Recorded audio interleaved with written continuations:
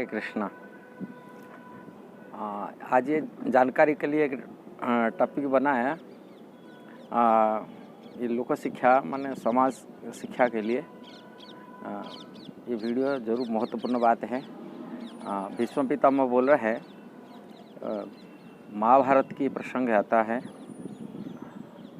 एक कन्या का अधिकार होती है, एक बेटी का अधिकार होता है वर वहाँ पति चुनने के लिए।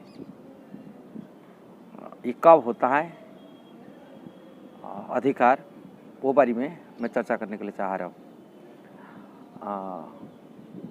किंतु एक बेटा का अधिकार कि पुत्र के अधिकार नहीं होता है कन्या चुनने के लिए।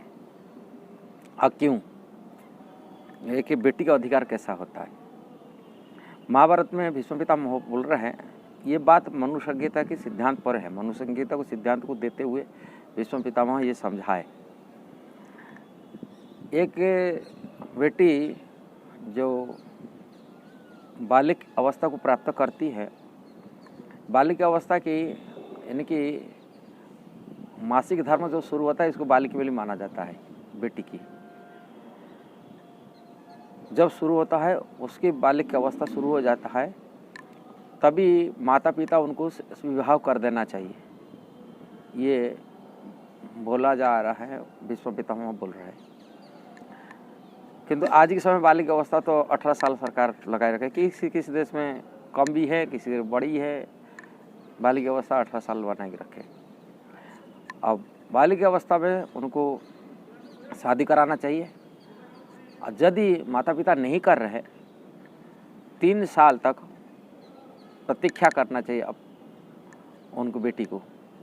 और 3 साल बाद में यदि माता पिता शादी नहीं करते, तभी कन्या बेटी जा करके अपनी चूज करके माने अपनी पसंद करके किसी योग्य पति वर चुन ले। ये बात भीष्म पितामह बोल रहा है। इसलिए एक कन्या की अधिकार होती है पति चुनने के लिए। इसलिए कई उदाहरण शास्त्र में लिखा गया है। वो अब जानते हैं, राजा लोग को करते स्वयंवर सभा करते थे। कन्या को अपने हाथ में वर चुनने के लिए, पति चुनने के लिए भेज दिया जाता था। भगवान की प्रथम पत्नी जो बने ये धरती पर लीला करते हुए रुक्मिणी भी देवी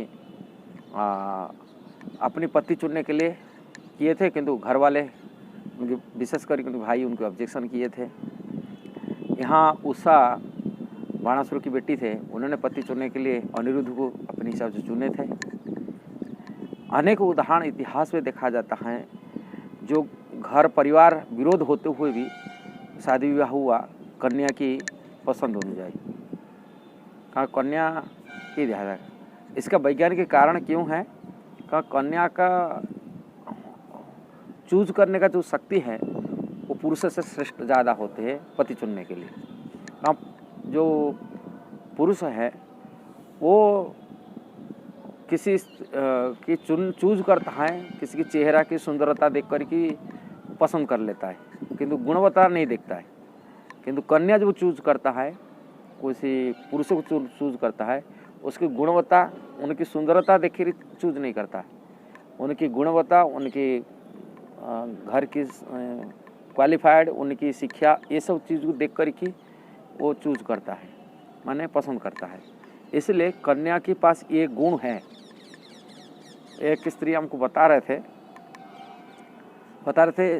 हाँ, इसके लिए कन्या की तीसरा नेत्र होते, जो पुरुष के पास नहीं होता है। ये शास्त्र के सिद्धांत पर है। इसलिए कन्या को चूज करने का अधिकार होता है, किंतु बेटा का अधिकार नहीं होता है चूज करने का। आपको जो सही लगा जरूर इसको शेयर करिए, सब्सक्राइब करिए, लाइक कमेंट दीजिए। हरे कृष्णा।